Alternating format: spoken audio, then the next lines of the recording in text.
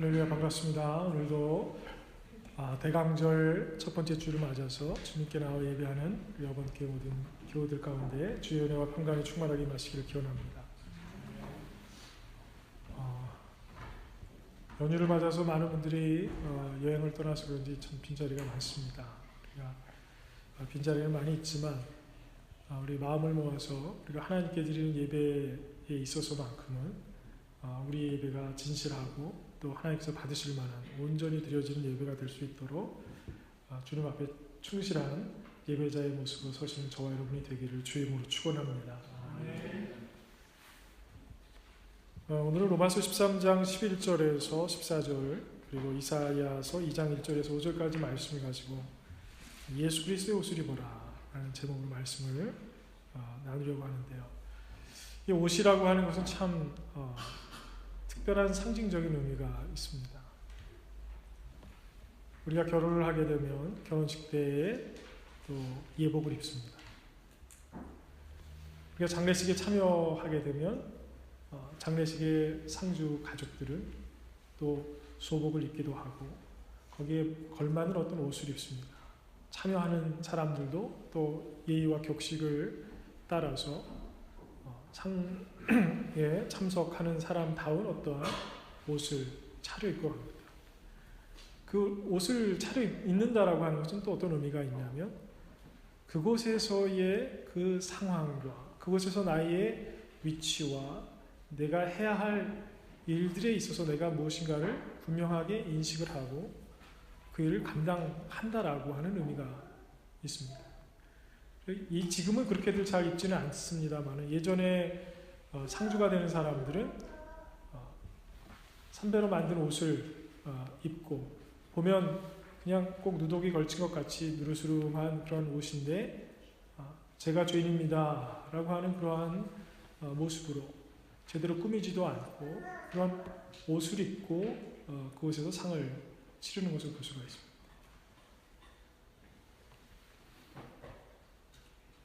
결혼식에 참여하는 신부는 평생 가장 아름다운 모습으로 가장 깨끗하고 화려한 모습으로 정결한 모습으로 또 흰색 드레스를 입고 또 결혼하는 곳에 나오게 됩니다.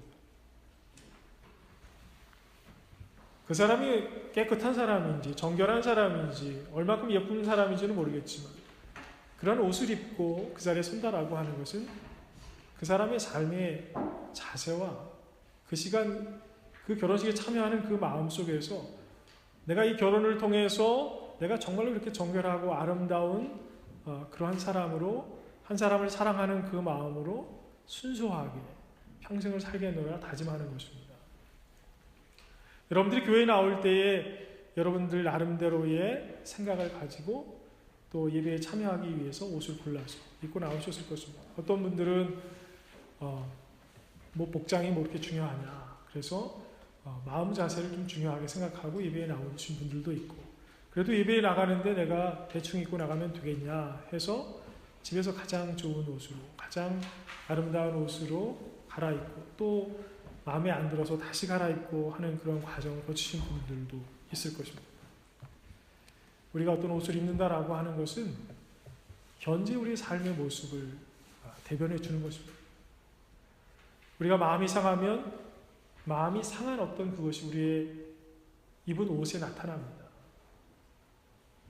그냥 아무렇게나 대충 입을 수도 있고 어떤 사람은 마음이 상하고 힘들기 때문에 오히려 거꾸로 아주 화려하게 옷을 차려입고 평소에 입지 않는 그런 행색을 하고 사람들 앞에 나타나기도 합니다.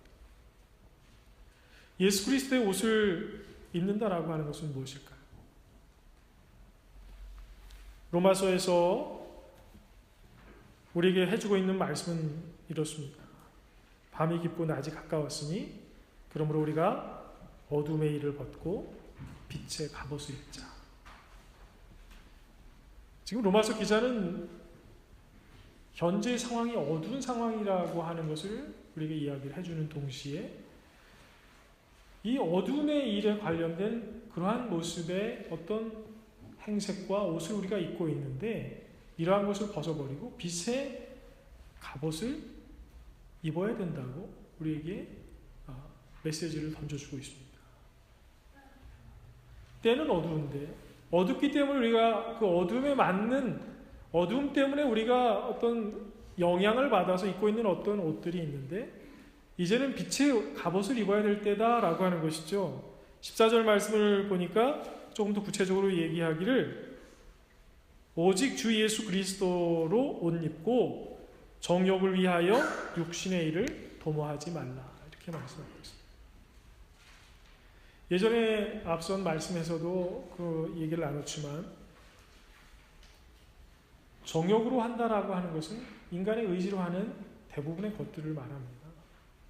꼭 나쁜 의도가 아니라 우리 인간이 가지고 있는 어떤 죄성과 우리의 한계, 우리의 부족함 때문에 우리는 이것이 의로운 것이다, 좋은 것이다, 선한 것이다, 최선이다 라고 하는 판단을 가지고 행동하고 판단했지만 지나고 나서 보면 그것이 하나님의 뜻과 맞지 않는 경우가 많습니다.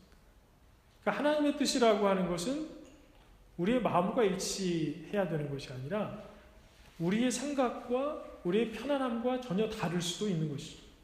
하나님의 정의는 우리가 생각하는 옳은 일과 다를 수도 있는 것입니다.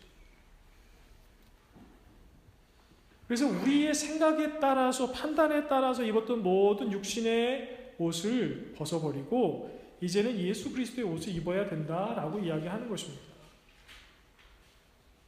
말씀을 시작하는 도입부지만 결론적인 말씀을 먼저 드립니다. 이 예수 그리스도의 옷을 입는다라고 하는 것을 영어 성경 여러 버전 가운데 한 버전에서는 어떻게 표현하고 있냐면 주 예수 그리스도로 하여금 너를 컨트롤할 수 있도록 그렇게 해라 라고 번역을 하고 있습니다. 그러니까 예수 그리스도의 옷을 입는다라고 하는 것은 내 생각과 내 의지와 내 어떤 마음의 상태와 이런 것에 의지해서 그것을 통해서 잣대로 삼아서 행동하는 것이 아니라 나의 상황과 별개로 주님이 나를 붙드시고 주님이 컨트롤 하실 수 있도록 그렇게 한다라고 하는 것입니다. 지금 한국의 정부와 정치, 사회 상황은 지금 한국이라고 하는 한 나라의 대통령과 관련된 사람들과 그 사람들의 어떤 잘못된 생각과 판단과 행동 그 상황 속에서 한 대통령이라고 세움을 받은 한 사람이 어떻게 행동했는가라고 하는 일로 인해서 지금 너무나도 문제가 심각합니다.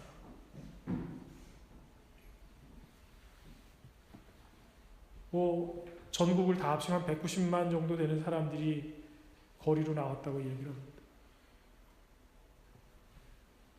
어떤 사람들은 결국은 그 일로 인해서 돈 버는 사람은 따로 있다고 얘기하는 사람도 있는데 작은 나라 인구가 나와서 지금 데모를 하고 난리를 칩니다. 그 상황의 배경을 보면 한 사람이 꼭두각시와 같이 행동한 모습이 있습니다.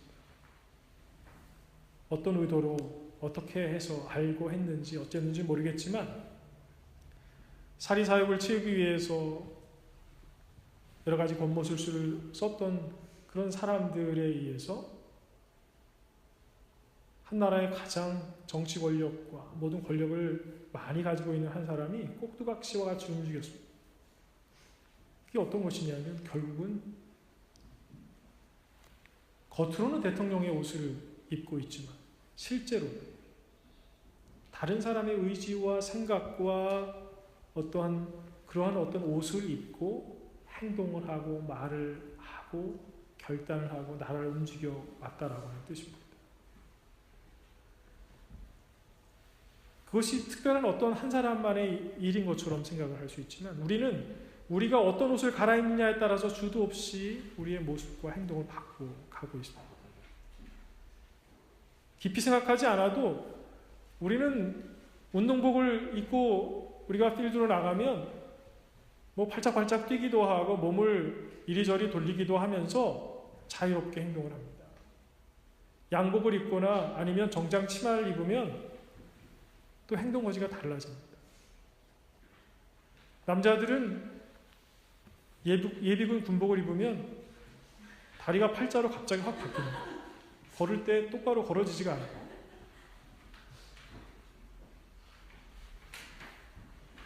그 옷을 입었을 때 생각과 말하는 투와 모든 게 갑자기 바뀌는 것입니다.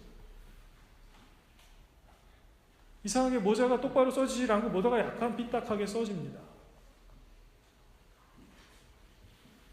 우리가 예수 그리스도의 옷을 입는다라고 하는 것은요, 예수 그리스도가 우리를 통해서 하시고자 하는 일들에 대해서 관심을 갖고 그분의 생각과 계획을 온전히 깨닫고 그것이 우리에게 소망이 되고 빛이 된다라고 하는 믿음이 있을 때에만 우리가 예수 그리스도의 옷을 입고 행동을 할 수가 있는 것입니다.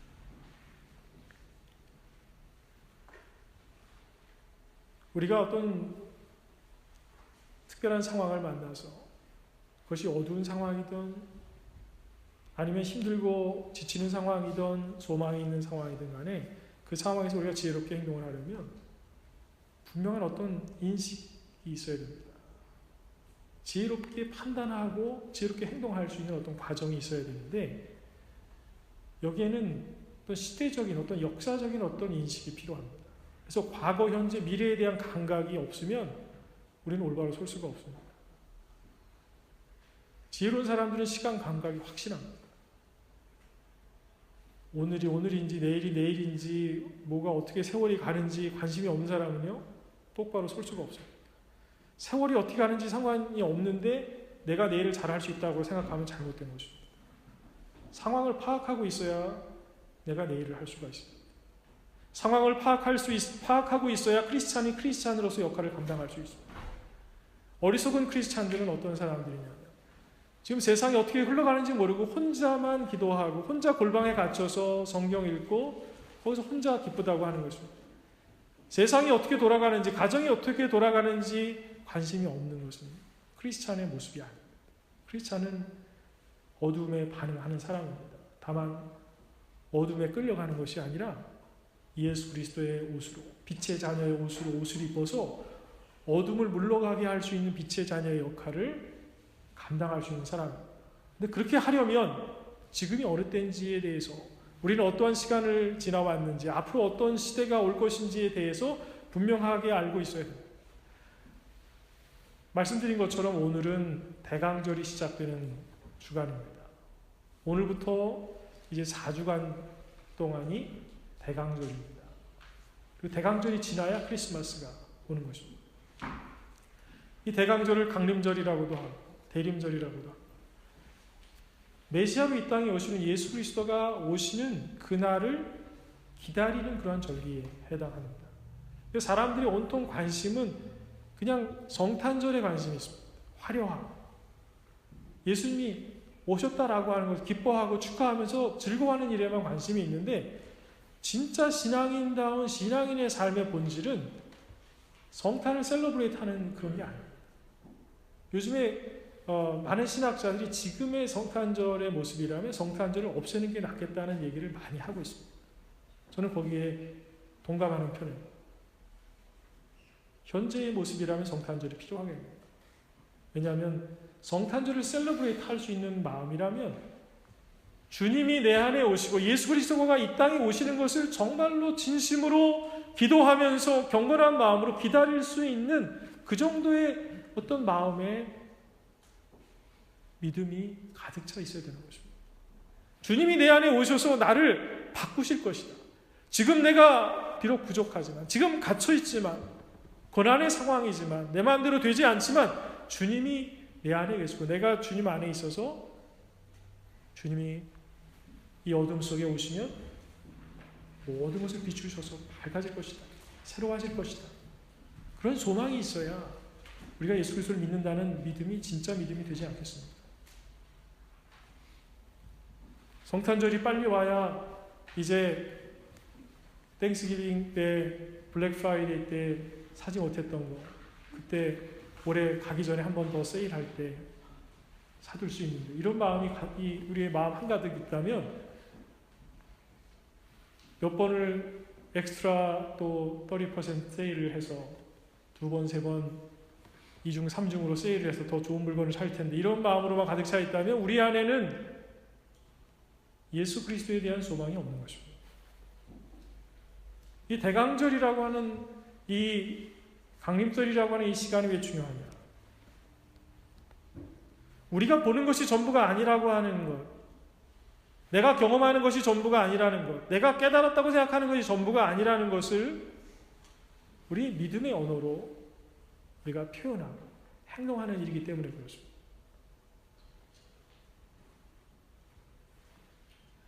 12절 말씀은 이렇게 얘기하고 있습니다. 밤이 깊고 낮이 가까웠으니. 그랬습니다. 여기서 현실에 대한 분명한 인식을 하나 해야 되는데, 분명한 건 지금 어둡다는 것입니다.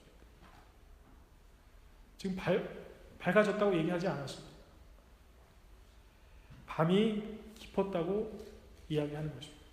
크리스찬의 신앙의 눈으로 볼 때 이 세상을 너무 쉽게 장밋빛으로 얘기하는 것이 아닙니다. 힘든 것이 있고 어두운 것이 있고 마음대로 되지 않는 것이 있고 거짓이 있고 죄가 있는데 괜찮다고 얘기하는 것, 그것은 크리스찬의 신앙이 아닙니다. 그러나 현실적이라고 하는, 객관적이라고 하는, 합리적이라고 하는 그러한 이유를 가지고서 원래 세상은 이래, 어쩔 수 없어, 예수를 믿으면서 하나님 말씀대로 살아간다라고 해서 또 이 세상, 이 험한 세상을 어떻게 살아? 그렇게 해서는 다 넘어질 수밖에 없고 실수할 수밖에 없고 실패자가 되어서 여기서 성공을 절대 할 수 없어, 이러한 생각과 판단을 가지고 있다면 그는 현실을 정말로 제대로 본 것이 아닙니다. 반쪽밖에 보지 못한 것입니다. 현재에 대한 분명한 인식은 무엇이냐? 밤이 분명히 깊었지만 낮도 또한 가까이 오고 있다라고 하는 사실입니다. 여러분의 인생에 어둠이 와서 모든 것을 다 덮어버린 것 같습니까? 그러나 거기에 대한 여러분의 인식이 전부가 아니라는 사실을 인정할 수 있는 이 시간이 되시기를 바랍니다. 주님의 빛이 다가오고 있는 것입니다. 주님의 때가 우리에게 임하고 있는 줄로 믿으시기를 바랍니다. 크리스찬들이 카타콤에서 어떻게 견뎌낼 수 있었습니까? 카타콤에서의 삶, 카타콤 밖에 나가서도 언제 핍박을 받아서 언제 끌려가서 죽음을 당할지 모르는 그 상황 속에서 왜 그들이 예수 그리스도를 믿습니까? 예수 그리스도를 믿으면 돈을 더 많이 벌고 성공할 수 있기 때문에 믿은 것입니까? 아주 특별한 묘한 능력이 생겨서 내가 원하는 것을 꿈꾸면 그냥 그 자리에서 다 이루어질 수 있는 신통방통한 어떤 특별한 능력이 생기기 때문에 예수를 믿은 것입니까? 가장 어두운 때지만 그들이 경험하고 있는 그 어둠이 전부가 아니라고 하는 것을 그들이 믿었기 때문입니다. 그들이 죽음과도 같고 칠흑과도 같은 그런 어둠 속에서, 카타콤 속에서, 절망 속에서 살아가는 그런 과정 속에서도, 그러나 이 상황에서도 주님은 우리 편이시고 주님은 역사하고 계신다라고 하는 것을 믿었고 소망했기 때문에 그들은 똑같은 시대와 상황을 보지만 한쪽 면만을 보지 않고 그 다른 쪽 면, 남들이 보지 못하고 지나가는 그것을 그들은 보았던 것입니다. 우리는 자칫 잘못하면 우리가 어둡다는 사실에 너무 집착하다가 새벽이 거의 가까이 왔는데 새벽이 오고 있음을 생각하지 못하고 정신을 못 차리고 새벽이 왔는데 그때에 내가 어떤 특정한 옷을 입고 감당해야 될 일들이 있는데 잠옷을 입고 있다가 새벽이 갑자기 왔는데 해야 할 일들을 하지 못하는 것입니다. 신랑이 오는 것을 기다리면서 등불을 준비해서 기다리고 있어야 됐던 처녀들이 왜 어리석은 사람들이냐? 아직 시간이 많은 것 같은 것을 경험하고 그것을 알고 있었으니까 머리로 나름 계산을 해서 아직 이 정도면 되겠지, 기름을 더 준비하지 않아도 지금은 괜찮을 것 같다라고 하는 판단에 거기에 그냥 앉아 있었기 때문입니다. 신랑을 맞을 준비를 하지 않으려고 했던 게 그들의 의도가 아닙니다. 그들은 해야 할 일이 무엇인지도 알았고 나름 자기 생각에서는 준비했던 것입니다. 하지만 때가 오는데 그때가 언제 올지 알지 못하는 상황에서 충분히 준비하지 못한 것입니다. 여기서 우리는 과거를 통해서 배워야 할 어떤 부분이 있습니다. 지혜로운 사람은 항상 과거에 대한 특별한 통찰이 있습니다. 지혜로운 사람들은 현재만 보지 않습니다. 미래만 바라보면서 장밋빛에 대해서만 얘기하지 않습니다. 과거의 쓰라린 아픔과 상처와 실패와 이런 모든 것을 통해서 지금 내가 해야 할 일, 앞으로 어떻게 해야 되는지 이것을 분명히 보고 깨닫는 것입니다. 저나 여러분이나 과거에 어떤 잊고 싶은 시간들, 어떤 상황들이 있을 것입니다. 그러나 그것을 땅에 묻어두고 기억의 어두움 속에 그냥 묻어두고 지나면 여러분 마음이 편한 것 같지만 거기서 아무것도 배우지 못하는 사람은 앞으로도 한 발자국도 나갈 수 없습니다. 과거의 실패에서 배우는 사람이 오늘의 리더가 될 수 있고 내일에 성공하는 사람이 될 수가 있습니다. 주님의 때를 제대로 기다리지 못하면 오늘 본문의 말씀을 비추어서 보면 주님의 때, 주님이 임하시고 주님의 뜻이 이루어지는 그때가 될 때에 준비되어 있지 못하면 우리는 모두가 실패자가 될 수밖에 없습니다. 무한한 잠재력을 가지고 있어도 소용이 없습니다. 교회를 오래 다녔어도 소용이 없습니다. 남들이 인정해줘도 소용이 없습니다. 도덕적으로 윤리적으로 착해도 소용이 없습니다. 그것으로 다 되는 것이 아니기 때문에 그렇습니다. 마태복음 24장 36절에서 44절 말씀을 제가 잠시 읽어드리겠습니다. 그러나 그날과 그때는 아무도 모르나니 하늘의 천사들도 아들도 모르고 오직 아버지만 아시느니라. 노아의 때와 같이 인자의 임함도 또하니라. 홍수전에 노아가 방주에 들어가던 날까지 사람들이 먹고 마시고 장가들고 시집가고 있으면서 홍수가 나서 그들을 다 멸하기까지 깨닫지 못하였으니 인자의 임함도 이와 같으리라. 그때에 두 사람이 밭에 있으며 한 사람은 데려감을 당하고 한 사람은 버려둠을 당할 것이요 두 여자가 맷돌질을 하고 있으며 한 사람은 데려감을 당하고 한 사람은 버려둠을 당할 것입니다. 그러므로 깨어 있으라. 어느 날에 너희 주가 임할는지 너희가 알지 못함이니라. 너희도 아는 바니 만일 집주인이 도둑이 어느 시각에 올 줄을 알았더라면 깨어 있어 그 집을 뚫지 못하게 하였으리라. 이러므로 너희도 준비하고 있으라. 생각지 않은 때에 인자가 오리라. 아멘. 노아의 홍수 때도 그랬고 이사야가 예레미야가 예언했던 그때에도 마찬가지였습니다. 아모스가 예언했을 때도 마찬가지였습니다. 하나님께서는 하나님의 사람들을 세우셔서 때로는 진노의 말씀을 하시면서 이렇게 하면 안 된다. 네가 돌아와야만 살 수 있다. 라고 하는 말씀을 주시기도 하시고 때로는 살 길에 대해서 때로는 진노에 대해서 심판에 대해서 말씀하시면서 실질적으로 우리를 살리시기 위한 하나님의 계획이 있음을 우리에게 펼쳐 보여주셨습니다. 그런데 항상 하나님의 말씀은 그때가 몇 날, 며칠, 몇 시 이렇게 얘기를 하신 적이 없어요. 그때가 곧 오리라. 근데 그날을 네가 깨어서 준비하고 있어야 된다. 그날이 오기 전에 준비해야 된다. 라고 말씀을 하셨습니다. 근데 어리석은 이들이 그날에 대해서 올바로 이해하지 못하고 상황 파악을 못하고 본인이 지금 무슨 일을 해야 되는지 어찌해야 되는지에 대해서 생각하지 못하고 본인이 매어있고 집착하는 일들에만 집중하고 노력하다가 결국은 나라가 멸망하고 하나님을 믿는 신앙, 메시아를 기대하던 그들의 어떤 신앙이 다 깨어지고 그들이 서 있는 모든 바닥이, 파운데이션이 다 무너지는 것을 경험하게 되었습니다. 하나님께서 택하신 백성이라고 하는 인식을 갖고 있었는데 이 백성이 다 뿔뿔이 흩어지게 되고 나라가 산산조각이 나고 그들이 여호와 하나님만 섬긴다고 생각했는데 여호와 하나님을 섬기는 성전이 불타버리고 무너져버리는 것을 경험했습니다. 남은 것이 아무것도 없는 것입니다. 주님은 말씀하셨지만 그때를 준비하지 못하니까 결국은 다 패배자가 되었던 것입니다. 노아가 배를 만들고 있을 때 비아냥거리는 사람도 있었을 것입니다. 어떤 이들은 다 준비되면 그때 가서 생각해 볼게 라고 이야기한 사람도 있었을 것입니다. 다 나름 자기의 상황인식을 가지고 하나님 주신 말씀을 듣기는 들었지만 자기의 판단에 따라서 받아들이고 그냥 자기 일에 집중했던 것이죠. 근데 정작 주님의 때가 되니까 구원받을 사람과 구원받지 못할 사람이 나누어지게 되었던 것입니다. 주님이 임하실 때에 우리가 어떻게 주님의 은혜, 주님의 긍휼의 주인공이 될 수 있을까? 결론적으로 말씀을 드리면 그것은 바로 예수 그리스도의 옷을 입고 있는 것입니다.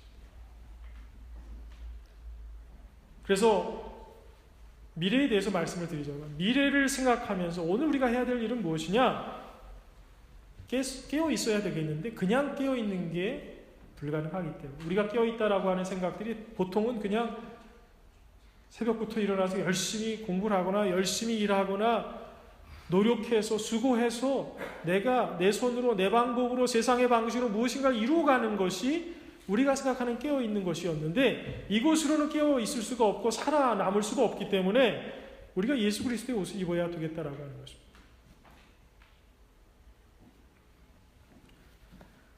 저는 아버지가 목회를 하셨기 때문에 어렸을 때 항상 뭔가 거추장스러운 옷을 입고 사는 것처럼 느꼈습니다.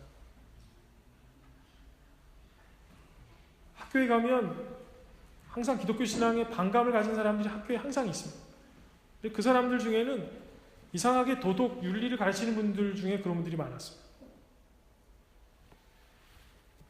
수업 시간에 제가 가장 많이 받은 질문들이 뭐냐? 너 아버지가 목사라며 잠깐 일어서 봐. 그러면 그 다음에 신앙적으로 어디 가서 예수 믿는다는 친구들하고 논쟁을 벌이면서 하던 얘기를 저한테 하면서 저보고 답을 해보라고 그래요. 목사 아들이긴 하지만 제가 목사는 아니잖아요. 아버지가 신학교를 졸업했지만 제가 신학을 전공한 게 아니잖아요. 교회에서 예수 믿는다고 하면서 나쁜 짓 한 사람들 많이 있지만 제가 나쁜 짓을 해서 무슨 어디에 검거돼가지고 경찰서에 붙잡혀 와 있는 것도 아니잖아요. 근데 저를 세워놓고서 크리스찬이 그러면 되냐, 뭐가 어떠냐, 과학적으로 부활을 증명해봐라, 뭐 별의별 얘기를 하면 어쨌든 제가 아버지가 목사라는 이유 하나 때문에 이런저런 대답도 하고 논쟁도 하고 또 여러 사람들이 어렸을 때부터 제가 목사 아들이래 하는 이야기를 항상 들으면서 생활을 하다 보니까 항상 뭔가 제가 제 옷을 입고 사는 게 아니라 아버지 옷을 입고 돌아다니는 것 같은 느낌으로 살았습니다. 그래서 굉장히 불편했습니다. 어렵기도 했고 때로는 좀 안 좋게 얘기하면 좀 짜증이 나기도 했습니다. 하지만 지금 와서 생각을 해보니까 그럼에도 불구하고 감사한 부분이 있더라고요.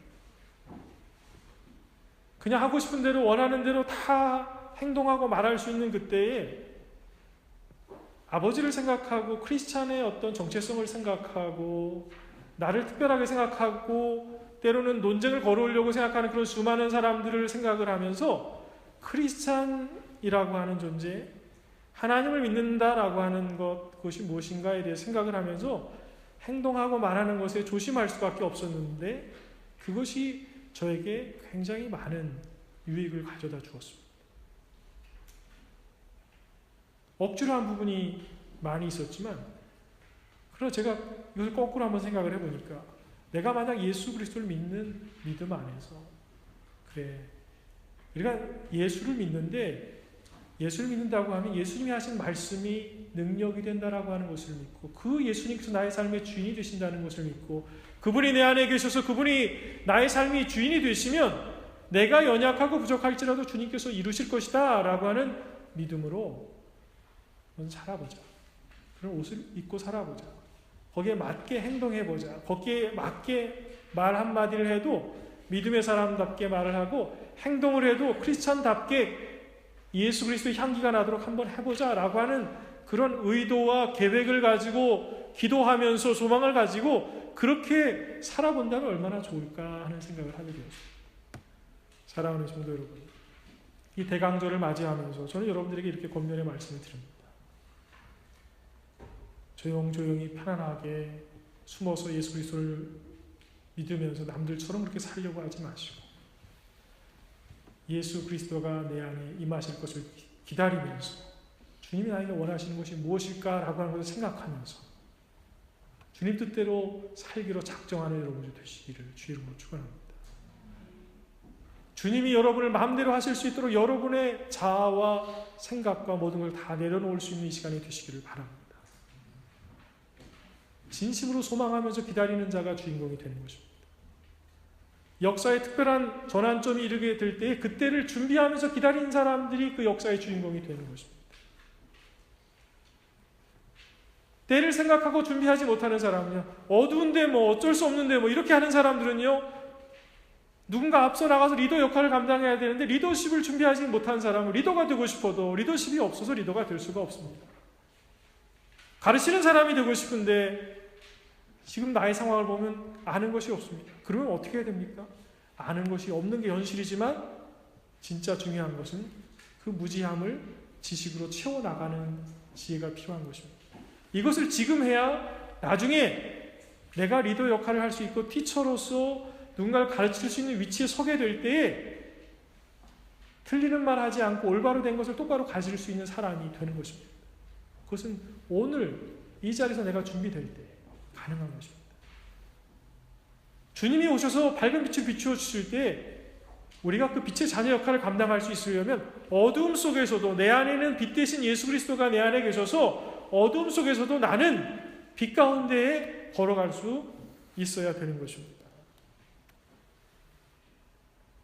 사랑하는 성도 여러분, 예수 그리스도의 옷을 입고 산다라고 하는 것은 나의 껍데기를 버리는 것을 의미합니다. 내 껍데기를 벗어던지지 않는다. 예수 그리스도의 옷을 입을 수가 없습니다. 하다못해